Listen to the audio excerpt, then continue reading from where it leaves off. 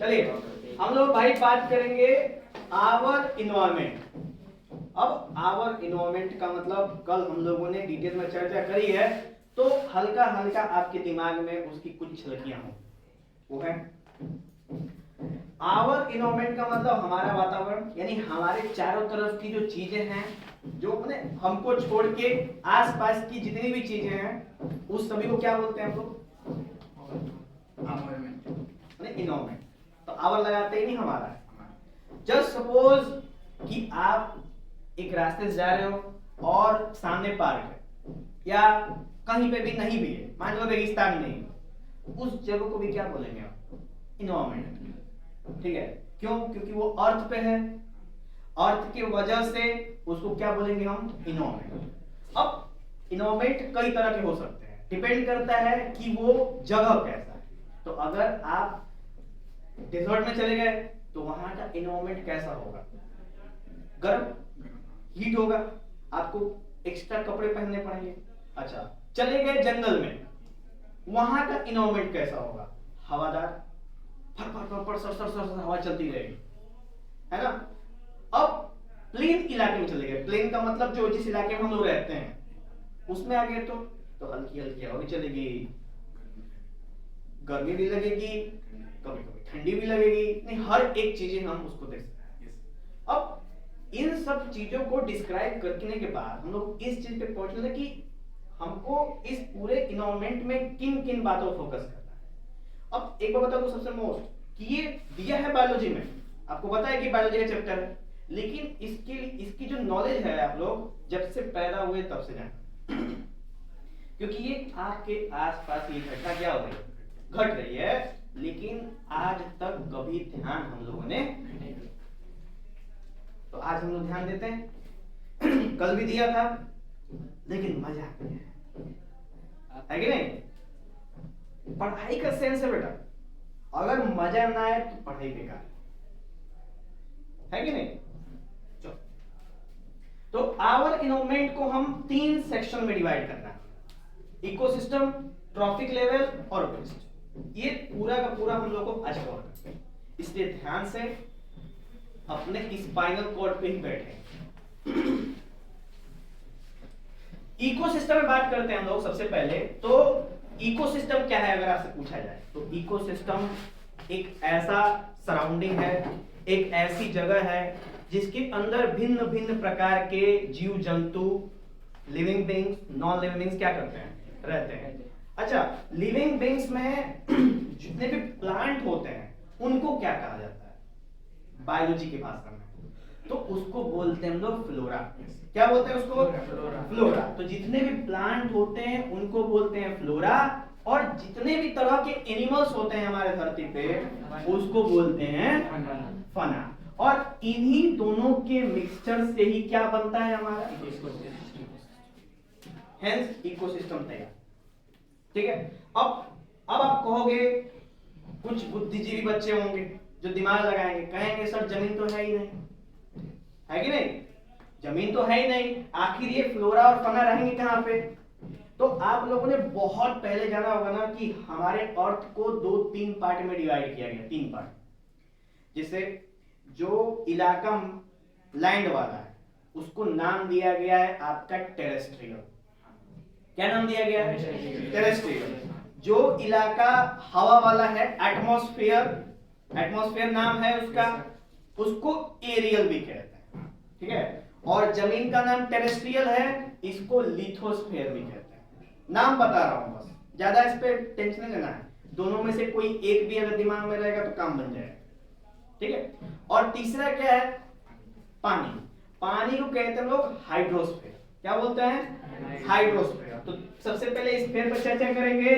तो atmosphere, lithosphere और hydrosphere, 3 चीजें।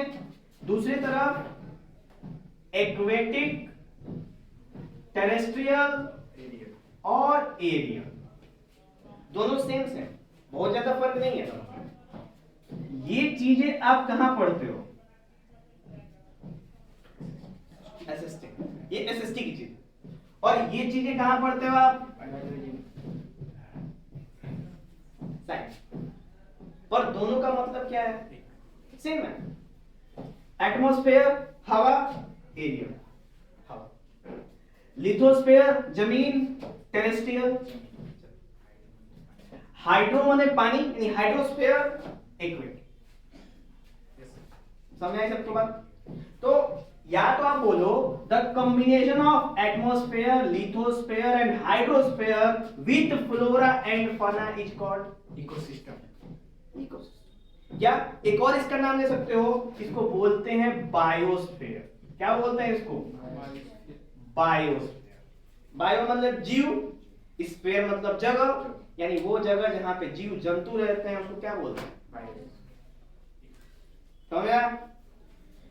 वैसे ही aquatic terrestrial area with flora and fauna is called ecosystem. आपके पास एक क्वेश्चन के दो मार्क्स, दोनों में से क्या याद रख सकते हो ये आपके ऊपर डिपेंड। क्या सही में आपको ये चीजें याद रहेंगी? ये बताओ, है कि नहीं?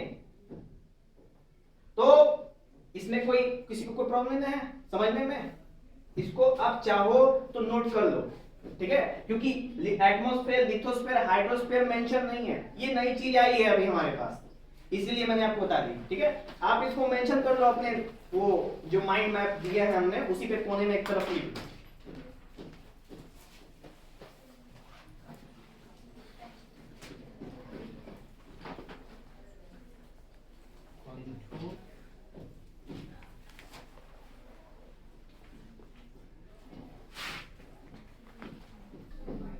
तो भाई हम लोगों ने इकोसिस्टम समझा, किसी को कोई दिक्कत नहीं है?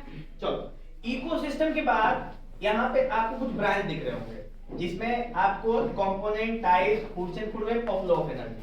हमको शुरू करना है इधर से क्योंकि थोड़ा सा इधर उधर लिखनी है, ठीक है?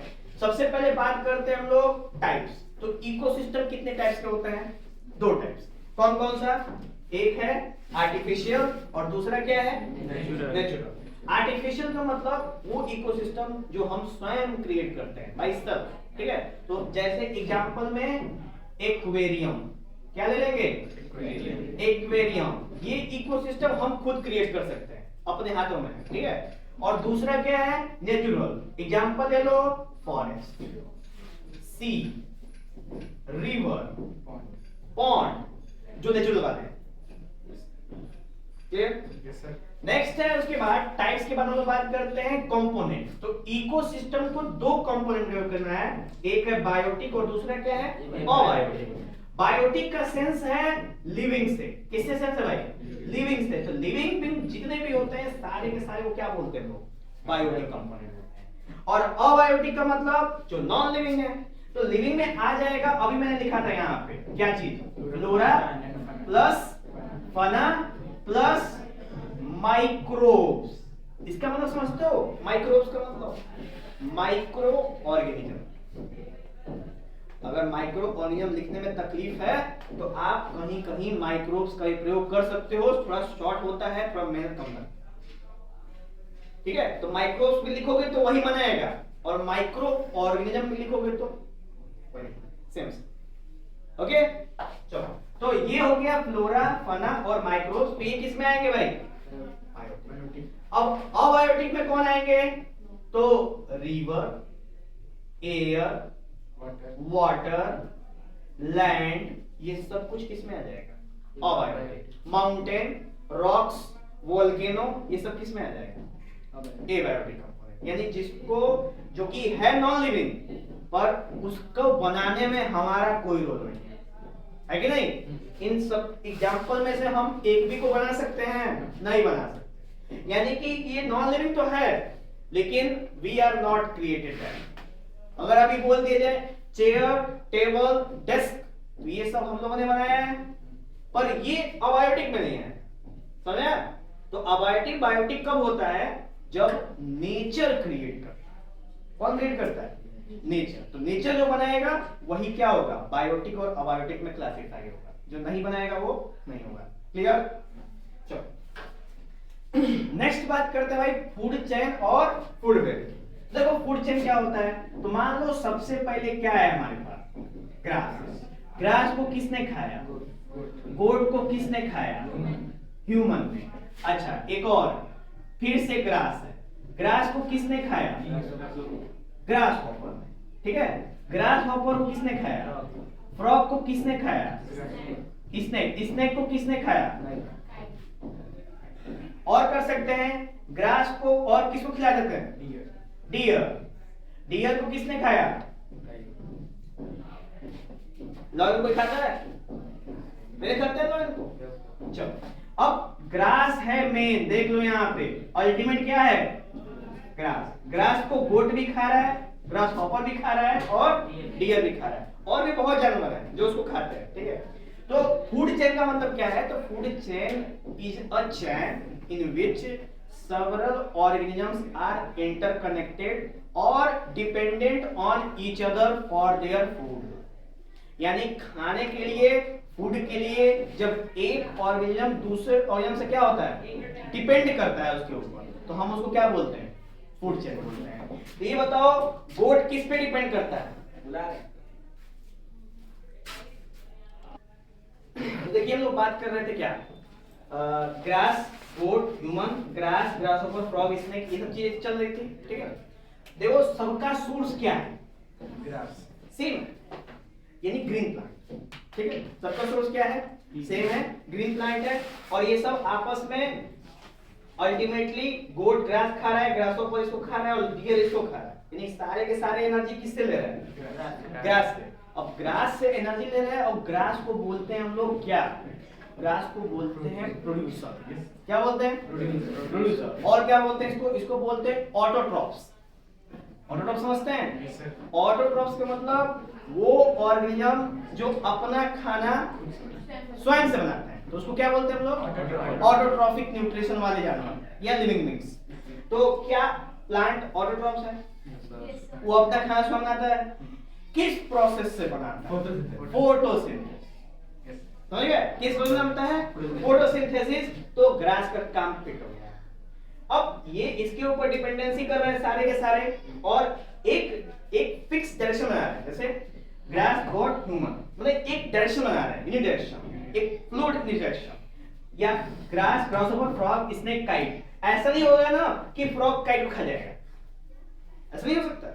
या फिर ग्रास स्नेक को खा जाएगा, कभी होगा ऐसा? नहीं। तो ये एक यूनि डायरेक्शन में, फिक्स डायरेक्शन में क्या होता है? हमेशा चलता रहता है। तो फूड चेन का मतलब समझे हो? Food chain is the chain in which various organisms are interdependent on each other for their food. This is called food chain.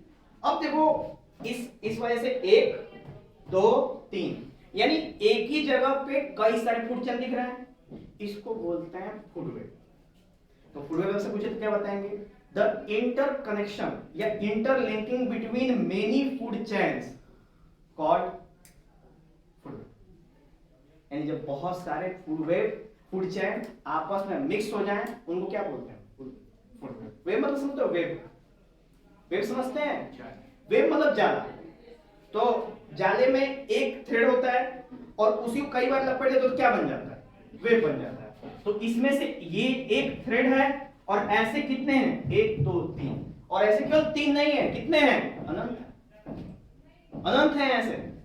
तो वो सब आपस में मिलकर क्या बनाते हैं? एक जाला बनाते हैं, फूड वेब। समझा? किसी को डाउट फूड वेब में?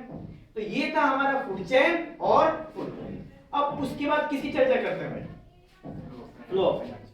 अब फूड इसी पे एनर्जी की चर्चा करते हैं। अब देखो ये ग्रास जो है वो खाना कैसे बनाता है? फोटोसिंथेसिस। फोटोसिंथेसिस के लिए सन इंपॉर्टेंट है। Yes sir. तो यहां पे होता है सन। अब सन अपने अंदर से क्या निकालता है? Heat and light. अब जब ये इसके ऊपर आगे बढ़ता है, तो मान लो यहां से निकाला 1000 joule energy, let's suppose 1000 joule निकाला, तो ये पूरा का पूरा क्या कर लेगा? अब बस पूरे इस धरती पे केवल प्लांट ही है जो ऐसे काम कर सकता है, बाकी कोई नहीं कर सकता, पॉसिबल ही नहीं। ठीक है? क्यों क्यों ऐसा कर पा रहा है? क्योंकि प्लांट अपना फूड स्वयं, और सभी लोग क्या करते हैं? दूसरे के ऊपर क्या होते हैं? डिपेंड होते हैं। उदाहरण के तौर पे मान के चलो कि एक पर्सन के पास एक पर्सन के पास 1 लाख रुपए है, तो तुम क्या करोगे? जाओगे उससे लूट लोगे। लेट सपोज लूट लिया पूरा 1 लाख, क्या वो दोबारा 1 लाख नहीं बना पाएगा? उसके पास भेजा होगा, माइंड होगा, जीनियस होगा, तो उसको 1 लाख लूट जाने का कोई गम नहीं होगा। वो फिर 1 का 10 बना लेगा, 1 का 10 बना लेगा। लेकिन तुम लोग अपने आप को सोचो कि जो लूट किया है एक दिन वो 1 लाख क्या हो जाए, समझा? तो यही मेन है। एक होता है प्रोड्यूसर जिसको कोई गम नहीं है, वो प्रोड्यूस करता जाएगा, खपत होते जाएगा, प्रोड्यूस करता जाएगा, खपत होते जाएगा, उसको टेंशन नहीं। टेंशन किसको है? जो कंज्यूमर है, जो उसको लेने वाला है, उसको टेंशन होगा, खत्म हो गया, चलो फिर से आओ। समझा? तो सेम है हम लोग का। अब देखो फ्लो ऑफ एनर्जी कैसे होती है। तो ग्रास के पास कितनी एनर्जी आई भाई बताओ? 1000 जूल। ठीक है, 1000 जूल एनर्जी आई, और ग्रास में से किसको, ग्रास ने किस, गोट ने ग्रास को खाया, तो यहां से एनर्जी ट्रांसफर कितने परसेंट होता है? 10%। तो 1000 का 10% कितना होता है? 100। यानी गोट के पास कितनी एनर्जी आई? 100। अच्छा, फिर आगे भी कितना एनर्जी ट्रांसफर होगा? 10%। तो 100 जूल का 10% कितना होगा? 10 जूल। यानी कि अगर कोई ह्यूमन है जो मीट खा रहा है, चिकन खा रहा है, मतलब नॉनवेज खा रहा है, तो उसको कितनी एनर्जी मिलती है? 10 जूल। और अगर ग्रास खा रहा है तो कैसे 10 जूल मिलेगी? ग्रास के पास कितना है बेटा? 1000 जूल है, बहुत ज्यादा एनर्जी है। चलो 1000 नहीं ले पाया, 500 लेगा, बोलो आधो लेगा, तो वो ये बताओ कि गोट खाने से ज्यादा एनर्जी आएगी नहीं आएगी? यस सर, हाँ है ना? बताओ। तो सर ऐसा क्यों कहा जाता है कि मांस खाने से ज्यादा प्रोटीन मिलता है? देखो, एक होते हैं, एक उसमें कई सारी बातें हैं, वहां पे मेन बहुत सारी चीजें हैं। देखो, एक होता है ना कि जब बहुत ज्यादा आप मीट का सेवन करोगे ना, तो आपका नेचर भी उसी टाइप का हो जाएगा, फ्लैशी नेचर। कभी संतों को देखे हो, संतों को चिल्ला चिल्ली करते हुए, झगड़ा झगड़ी करते हुए, क्यों? क्योंकि उनका दिमाग शांत है। क्यों?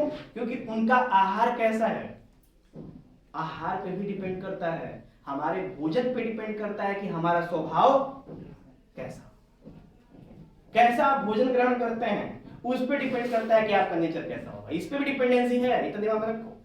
तो जितने भी संत होते हैं वो वेज नॉनवेज खाते हैं? नहीं, वेज में भी सारी चीजें नहीं खाते हैं, कुछ चीजें खाते हैं, कुछ उसमें से, क्योंकि उनको मालूम है कि इस वाले फूड के अंदर जो मतलब कि एनर्जी, इस एनर्जी कई तरह की होती है। तो मान लो जब आपने यही नॉनवेज का आहार ग्रहण किया ना, एक अलग तरह की दानवी प्रवृत्ति आ जाएगी आपके। ठीक है, तो पहले के टाइम से जब तुम इमेजिन करोगे तो पहले होते थे देवता और राक्षस। सुने हो ना कहानी देवता राक्षस वाली?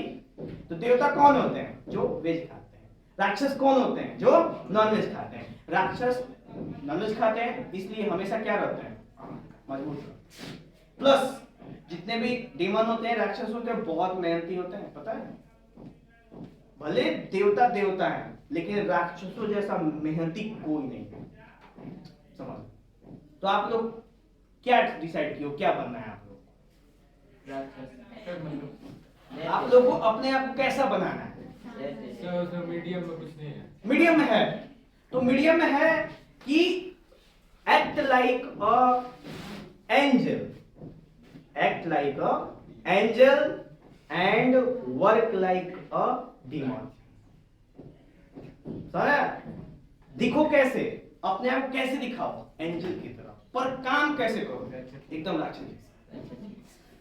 अरे हंसने की कोई बात नहीं बेटा, अगर राक्षस नहीं होते तो समुद्र मंथन नहीं होता।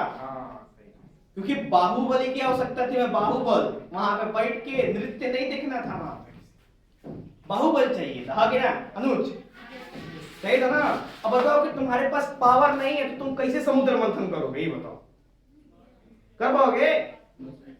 तो इसलिए पावर कैसे आएगा? तो work like a divine, act like a angel. Angel मतलब देवता, समझा? नेक्स्ट है हम लोग के पास अभी इस में आया 10 जूल में आया। चलो ग्रास है, इसके पास बेटा कितना है? ग्रास हॉपर के पास कितना जाएगा? फ्रॉग के पास कितना जाएगा? स्नेक के पास कितना जाएगा? काइट के पास कितना जाएगा? 0.1 जूल। इसका मतलब कि काइट को हर थोड़े थोड़े समय पे खाना खाना पड़ेगा। क्यों? पेट भरने के लिए नहीं, पेट भरने के लिए नहीं, एनर्जी के लिए। समझा? और दिमाग में रखना, हमेशा पेट भरने से एनर्जी नहीं आती है। दिमाग में हमेशा ये बात रखना, ठीक है? चलो उसी तरह देख लो, लॉयन, ग्रास, डियर, फिर लॉयन। लॉयन को कोई खाने वाला है? नहीं खाना, कौन खाता है? कोई यस सर बोला है। ठीक, चलो ये बेटा समझ में आया सबको? इसी को बोलते हैं, वो 10% क्या है? 10%, इसको बोलते हैं 10% लॉ। क्या बोलते हैं इसको? और इसको सबसे पहले साइंटिस्ट ने, जिनका नाम है रेमंड लिंडमैन, उन्होंने ये कॉन्सेप्ट दिया था, इसलिए उन्हीं के नाम पे ये पड़ गया 10%। समझा? कोई डाउट किसी को? बोलो बेटा, कोई डाउट किसी को भी? तो ऐसे करके हम लोगों ने पूरा इकोसिस्टम क्या कर दिया? समाप्त कर दिया। और इकोसिस्टम हम लोगों ने लास्ट क्लास में भी खत्म किया था। अब हम लोग इसके दूसरे अध्याय पे चलेंगे।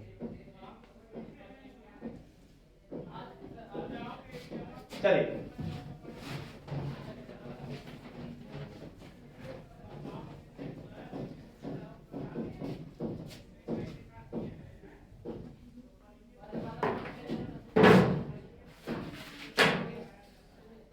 चलिए भाई, हम लोग बात करते हैं ट्रॉफिक लेवल्स की। अब देखो, अभी हम लोगों ने फूड चेन देखा और अभी हम लोगों ने फूड वेब देखा। देखा कि नहीं देखा? फूड चेन में एक चीज गौर की कि सबसे पहले क्या आता है? ग्रास।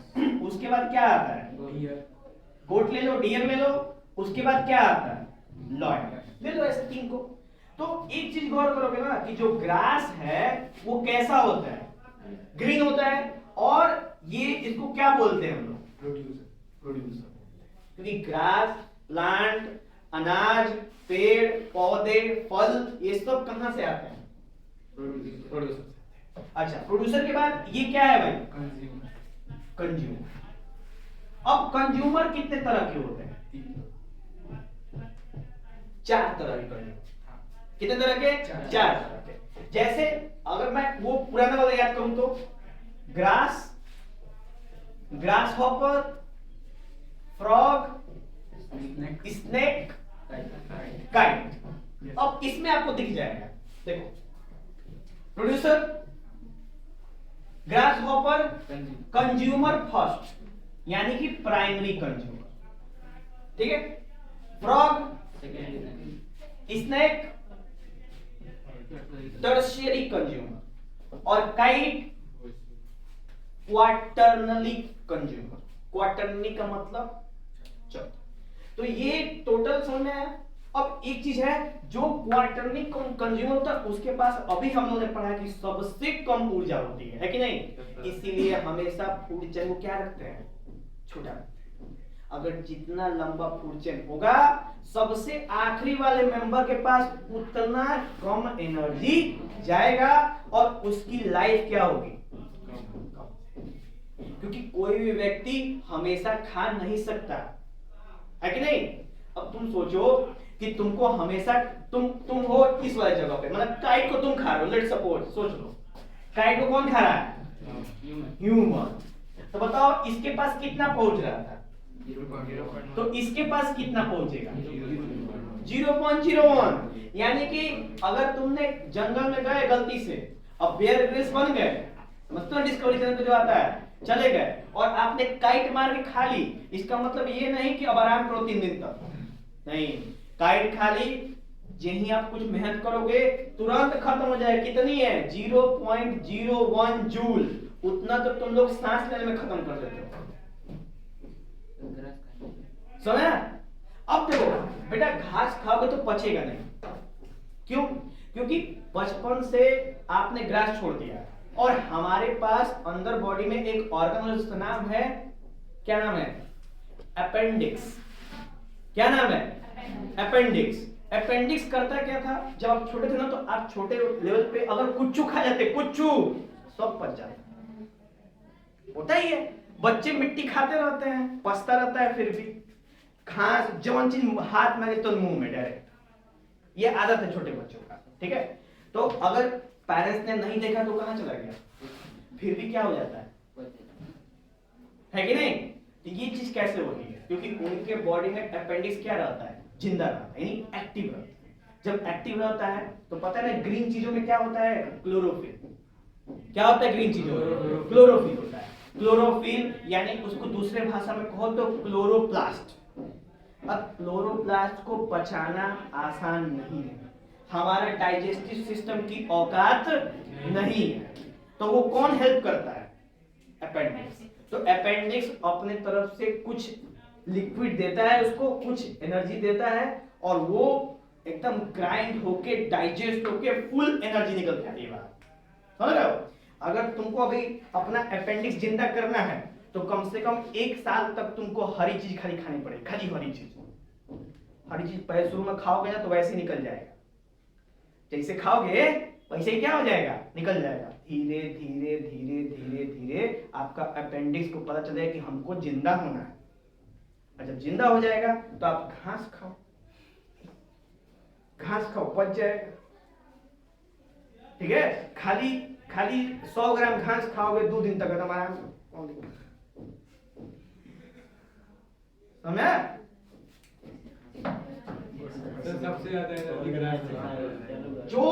जो प्रोड्यूसर है उसके अंदर एनर्जी क्या होती है? जैसे उदाहरण तौर पे, ठीक है, मैं बताता हूँ। अगर आप लोगों ने, आपने एक चिकन खाया, एक लोगों ने, ठीक है, अब दूसरे लोगों ने उतने ही के बराबर एक सेव खा लिया, उतना ही बराबर, जितना जितना चिकन खाया उतना सेव खा। चिकन वाले को दोबारा भूख लगेगी, गारंटी। सेव वाले को कोई दिक्कत नहीं, थोड़ा लेट ही लगेगा। सोचो क्यों? क्योंकि उसने खाया प्रोड्यूसर आइटम, और ये क्या खा रहा है? सेकेंडरी टर्शियरी कंज्यूमर है ये, है कि नहीं? तो उसको इतनी एनर्जी मिलेगी। समझ? तो ये बेटा समझ में, producer, first consumer, second consumer, third consumer और फोर्थ। और हमारे साइंस में बताया जाता है कि अधिक से अधिक मत करो, कम से कम करो। कितने लेवल तक करो? 3 काफी है। जैसे एक नया पिरामिड बना दूं मैं, है कि नहीं? तो ये क्या है भाई? ये क्या है? ये क्या है? तो ये कंज्यूमर फर्स्ट, कंज्यूमर सेकंड। समझ आया? बोलो, नहीं समझे? दूसरा एग्जांपल दें, चौथे देते हैं। ये वाला क्या है? ग्रास। ये वाला क्या है? गोट। और ये वाला क्या है? और इस पिरामिड की तरफ देखोगे ना तो ग्रास क्या होता है? ज्यादा। देखो ज्यादा। गोट क्या है? ग्रास से कम है, ठीक। और लॉयन क्या है? सबसे कम। तो लॉयन सबसे कम। देख लो, ये ट्रायंगल पिरामिड यही बताता है हमको कि जो सबसे टॉप पे होता है उसका अमाउंट क्या होता है? कम होता है। अब सोचो कि इन तीनों में से किसी भी एक को निकाल दोगे ना तो पूरा का पूरा सिस्टम क्या हो जाएगा? खत्म हो जाएगा। कैसे? सोचो हमने प्रोड्यूसर हटा दिया उसमें से, ये बताओ कोई जिंदा बचेगा? अच्छा चलो, गोट हटा दिया तो प्लांट ग्रास इतना ज्यादा हो जाएगा, इतना ज्यादा हो जाएगा, और शेर खाने में क्या हो जाएगा? ठीक, शेर हटा दो तो गोट इतने ज्यादा हो जाएंगे, इतने ज्यादा हो जाएंगे कि सारे ग्रास ही खा जाएंगे। समझा? तीनों आपस में क्या है? लिंक। अगर एक भी गया पूरा इकोसिस्टम क्या हो गया? सिस्टम खत्म। समझा? लिया? आ रहा है? पीछे दरिया मजा ले रही है, कुछ कमेंट कर रही है। सर एक क्वेश्चन है, पूछ रहा था एक सेकेंड।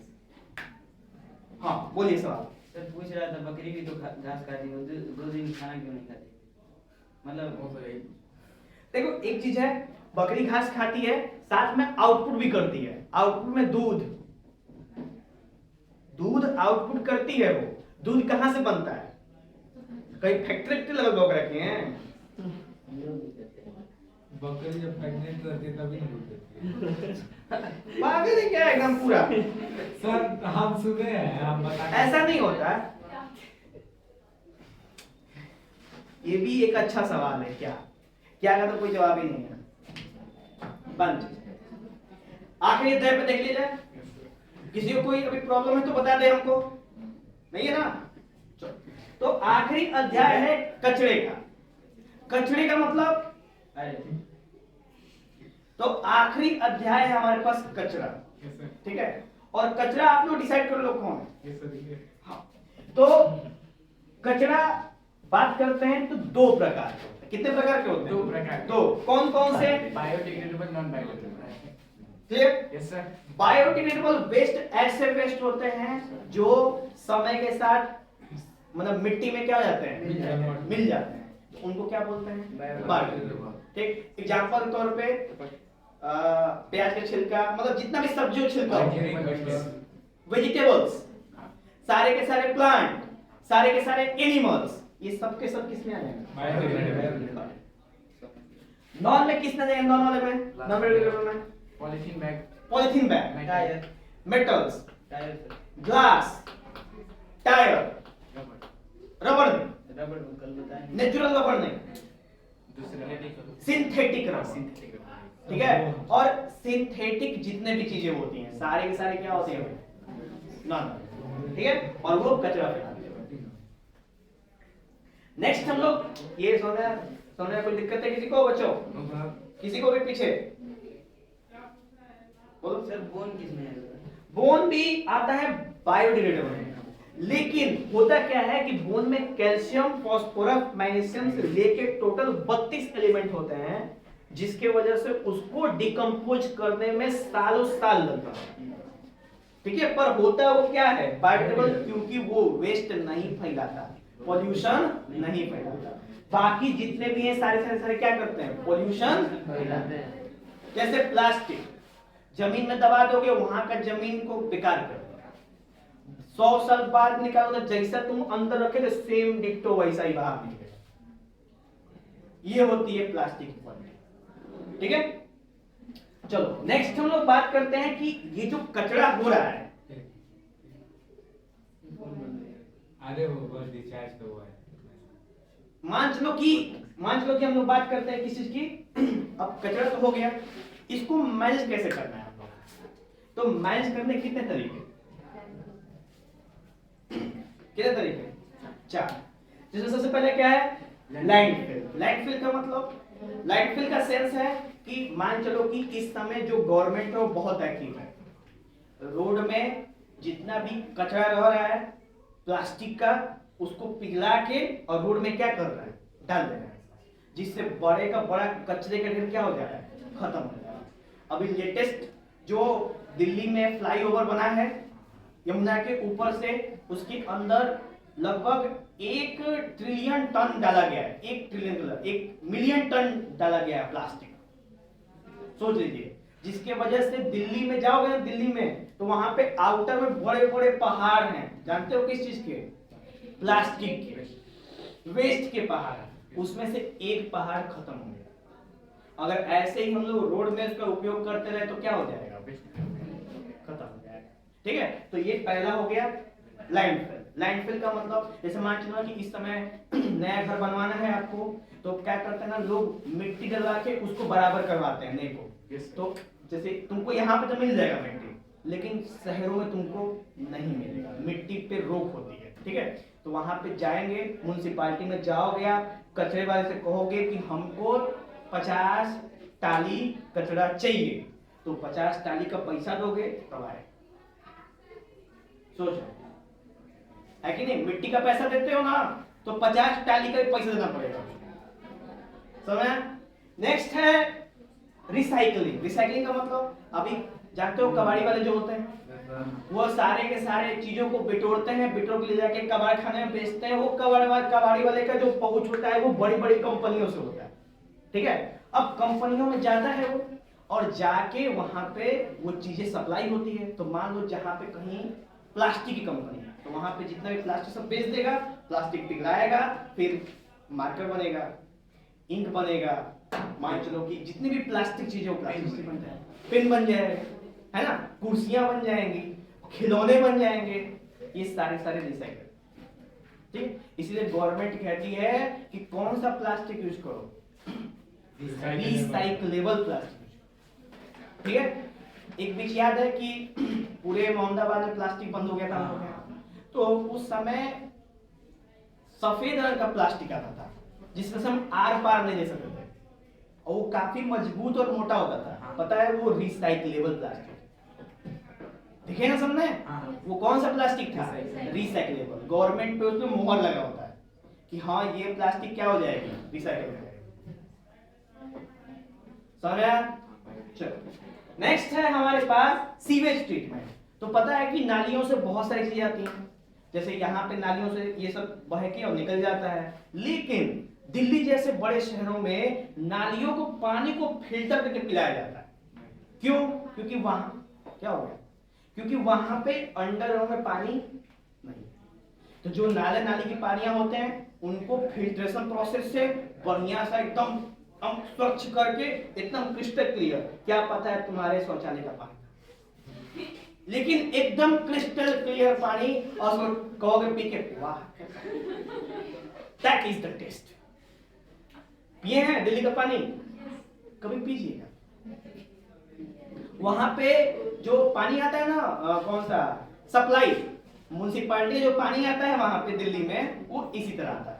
बनारस में भी आपको मिल जाएगा, क्योंकि जब जाओगे ना तो यहाँ पे एगो यरुआ नदी है, तो छोटी सी पतली सी है, एकदम काली रंग की हो गई है, क्योंकि इतना कचरा बहता है ना, और उसी के बगल में फिल्ट्रेशन टैंक है, पूरा पानी निकालता है, एकदम फिल्टर करता है, स्वच्छ करता है, बोतल भरता है किन लेके और एक कॉफी लेके, और फिर आप इस रूम में खरीदते हैं।